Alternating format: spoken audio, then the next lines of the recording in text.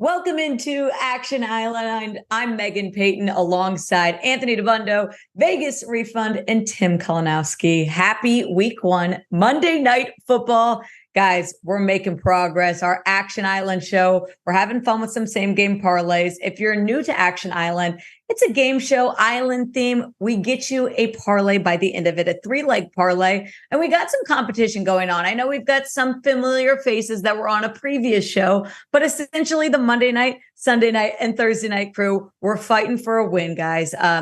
Excited to see what we have. Bills at Jets, Bills -2, the debut of Aaron Rodgers. So here's how things are going to work. We're going to have our panelists present 2 bets. We're going to vote one off the island. We're going to keep one on. At the end of it, we'll have a 3-leg parlay for you. We are presented by FanDuel. Thank you, FanDuel. It's Monday Night Football week 1. And what better way to start off the season than with $200 in bonus bets from FanDuel Sportsbook, America's #1 sportsbook.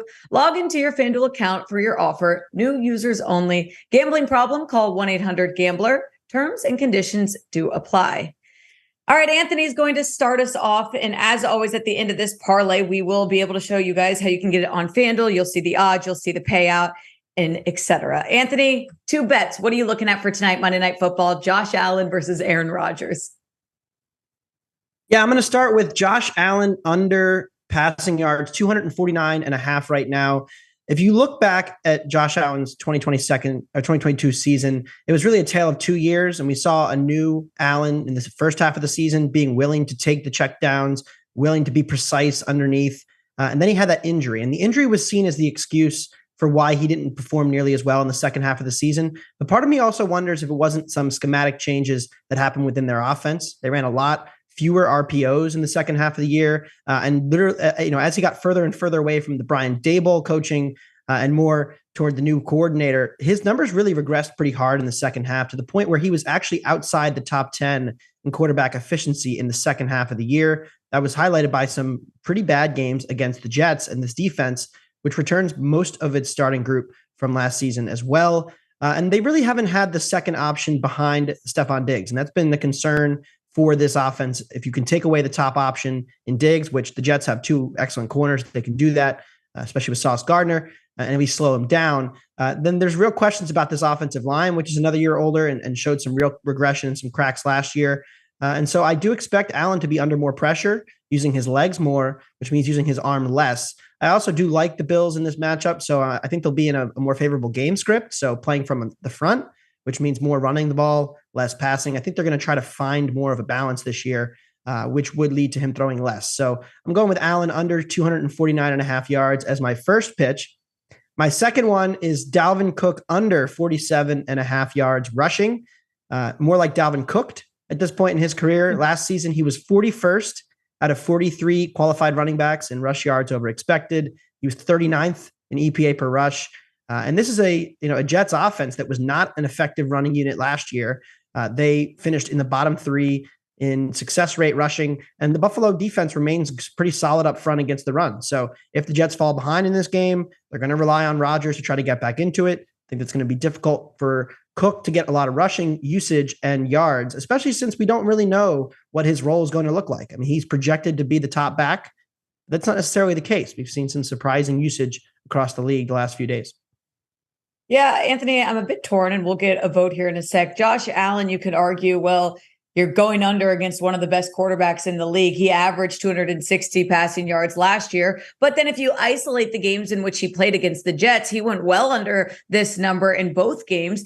And you mentioned the injury coming back. I think a lot of people believe that the Bills are going to take a step back this year. And if that's the case, it's going to be because Josh Allen isn't at this elite form. There is an argument to that one. Dalvin Cook, on the other hand, Breece Hall's back, guys. Breece Hall's going to be out there. I know there was some debate whether or not he was going to play tonight. It looks like he's good to go. Dalvin Cook's going to be the RB2 at best in this Jets offense. Can he get over this number? Sure. But against the top 3 run defense, I think there's a bit of an argument towards the under. However, I'm not the only one making the decisions here. So we get to our pen and paper. We write our bets down. We'll take a vote.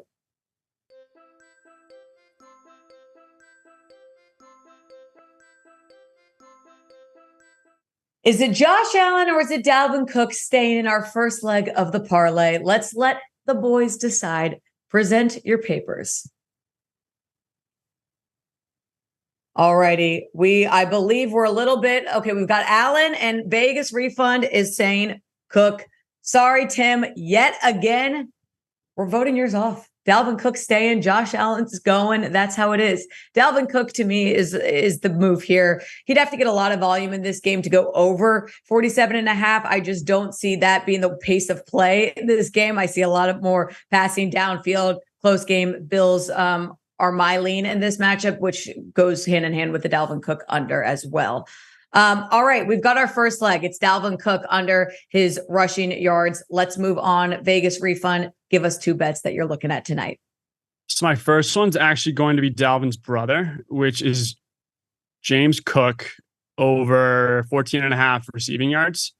He's definitely becoming one of the trendier prop picks in terms of players right now. I'm seeing a lot of receptions, but this is going to, and both of mine are pretty much pivot off of each other, but this is really just going to be going off of the 2 corners that the Jets have and them funneling a lot of the targets to the slot. They rank second in terms of percentage of slot targets funneled to the slot, or excuse me, second in terms of targets funneled to the slot last year, which there's a preview for my second one. But Cook is just going to be the only guy we got right now in the preseason. He took 87% of the snaps. I know it's preseason. I know Damian was injured. In the game that Damian Harris came back, Cook still took the majority of the snaps until they got to the goal line, which is fine. And in this game, I do see the Bills needing to use their secondary options. So you have Kincaid, you have Cooks, and just at 14.5 yards, last year, the running backs, both games had 9+ targets, which included Nyheim Hines, Singletary, and Cooks. And now 2 of those are gone. I'm not worried about Damian Harris getting any receptions. And all we have is Cooks. So at 14.5, it is higher on other books outside of FanDuel. So there is value here. But at 14.5, it is an over. And the second one I'm going to be going with is Deontay Hardy over 17.5 yards receiving. So in the preseason, he has become the clear wide receiver 3. His main competition is probably Kincaid. Tight ends usually are risky bets to start the season. Kincaid's probably a little bit different, especially with the offense that he's in. But at 17.5, this is really just a numbers play. Hardy got paid this offseason. I think he got $10 million. And based off the preseason numbers, which I know it's preseason, he is the clear-cut wide receiver 3, which with the outside corners that the Jets have, I think it's going to be just funneling 2 guys like Cooks, Kincaid, and Hardy in a game like this. So it's 17.5. It could be one play. Both of these could be one play. So I'll take the over there too. I got really excited about these 2 props when we were discussing before taping. James Cook, 14.5 receiving yards. You look at that line, it feels really low. We know he's a really good pass catcher. How much is he going to be utilized? He had a productive rookie season. I'm a big Deontay Hardy fan. If you look at what he did back in 2020 with the Saints when New Orleans had like 4 quarterbacks, he was averaging 43 yards per game. He's quick. He's explosive. He's the player that's just fun to watch. So it's a bit of a toss-up for me, but I will let you 2 weigh in, get your votes on. We've got either James Cook over his receiving yards or Deontay Hardy over his receiving yards. Get to voting.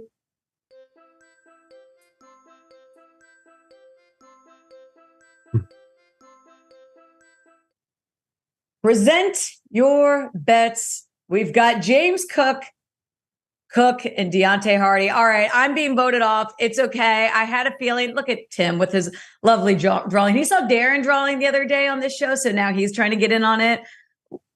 That's pretty good, I will say. James Cook. That's my James cook. He's cooking. He's your chef. No Chef Curry, but James Cook, the chef, can do fine. Deontay Hardy for me was the better play here just because I like how involved he can get quick. I mean, literally at 17.5 receiving yards, I see him catching the ball 3 times and going over that without a doubt. But I was outruled. Anthony, explain to me first why you went with Cook over Hardy. Yeah, I like the second year running back. That's generally things I target. I think, you see guys come into the league as rookies and get overvalued relatively in the market, whether it's between fantasy or betting prop implications, because teams, take a while to carve out the role for the running back. It's not as easy to transition like you see some top receivers. And then in year two, after maybe what would be considered disappointing year one for James Cook, at least in the first half, they tend to get undervalued. And so I think Cook will have more of an outsized role. Like Vegas Refund was saying, with the crowded nature of the backfield last year, it's not quite the same this year. So the snap counts in the preseason, I think he's clearly the guy and going to be the main target. And I am worried about this Bills offensive line tonight. And talking about Josh Allen going under, and I think they're going to have a problem getting the ball down the field, which means more checkdowns for Allen and this offense. Yeah, I'm starting to get convinced, Anthony and Vegas. You guys are really letting me know too at 14 and a half. I mean, how many targets is he going to need? These are going to kind of help with those quick, get down the field, quick pace, fast pace. He'll be involved a lot. Also, I could see him used on the goal line as well. Tim, explain to me why you picked Chef Cook over Deontay Hardy. Well, one, I really wanted to draw a picture of a cook and see how well I could do there. Add a little spice to the note card. But also as well, I mean, in my head, I think that Allen should be a little more cautious early in the season to, not roll out and, put that, put all those miles on his tires as we go early into the season here. That has to be an emphasis for Buffalo, whether they can actually do that or not. And so as I think of that in my head, I'm thinking, okay, if Allen has this in his head, maybe a couple more checkdowns, a couple dump offs. And again, we only need it could happen in one play. So that's what has me excited. Yeah. By the way, I'm just saying, you wanted to draw something. You could have done a heart for Hardy. I can't draw a heart. Can't do it. Can't do it. I don't know. Never symmetrical. You can do it. You can do a chef, but not a heart. All right, fine. Deontay Hardy's out. James Cook's in. That's fine. We've got two legs to our parlay already. James Cook over 14 and a half receiving yards. Plus, we already have our first one, which was reminding everyone of the line is Dalvin Cook under 47 and a half yards. All right, Tim, back to you. You're looking at a player, but two different angles for your bets. Tell us what you got for tonight. Wait, Megan, was that our SOS call right there? You should have picked that up. That was Deontay Hardy saying, "Hey, what's happening in this parlay?" I was hoping we would get off the island here, but yeah, I know it's just an ad. Yeah, it's all right. Well, I'm putting you guys in a corner here. Yeah, I'm all in on Dalton Kincaid, and I'm making you guys pick one of these props because it's got to be Kincaid. I have Kincaid over 27 and a half receiving yards. And, I'm on the Kincaid train. They traded up to get him. So I think there's an emphasis to get him involved right away, especially with the attention that Diggs will draw. Everyone else kind of alluded to it. The Bills going to have to go to those secondary and is it treachery options, those third options. So yeah, I'm looking for Kincaid to get involved. And I also have him anytime touchdown plus 380. He's 6'4", 240 pounds. What a better red zone target than that monster. This could be the highest this number is all season. So I want to get it now. And also too, fantasy wise, the Jets gave up on average the 7th most amount of points to tight ends last year. I don't really know what that means. I hate, conflating this with fantasy and whatnot. So I'll have you guys pick. It's Kincaid receiving yards or Kincaid touchdown.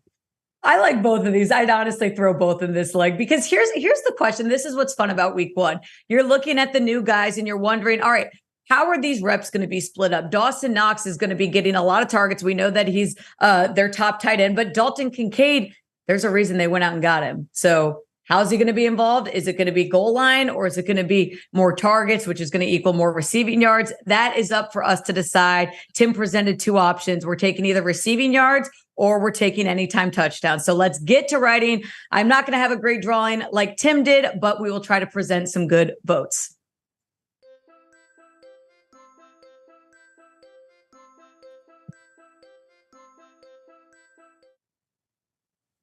All right, guys, present what you are looking at. We've got over unanimously on the yards of 27 and a half. This to me just feels like the safer bet, we could say, to our parlay, because I still envision early on in the season Knox being used more on the goal line and maybe Kincaid's targeted more. That just seems, as of now, week one, the safer play. But Tim, you might be right. We could be missing out on a bigger number on the anytime touchdown. could not be that high for a bit. Anthony, why were you looking at the receiving yards versus the anytime touchdown for Kincaid? Well, I might have picked touchdown, but I did bet the under in the game. So I'm going to be rooting against points. And so it feels a little bit, diametrically opposed to be betting the under and then root for guys to score touchdowns. And Tim also, his pronunciation of tertiary was a bit disappointing. So I'm going to go with the more safe over 27.5 receiving yards instead. Hey, whatever gets it. But that's a good point. And it's something to note, especially when building parlays, is you want it to kind of go together. You don't want to contradict yourself when you're building these, more entertaining bets that are longer odds. I like the way your brain's thinking. Vegas, why'd you go with the receiving yards over the touchdowns? Tim catching strays. I just want it for the sake of the parlay. The yards seemed a lot more safe. It was just really, I want to hit one of these and the yards, and we don't really know what's going to happen. I totally agree with Knox towards the red zone and the goal line. Like the veteran, he's the guy you want in when the high leverage situations are there. But yeah, yards, you can hit it on one. It just seems like a safer play for the sake of the parlay.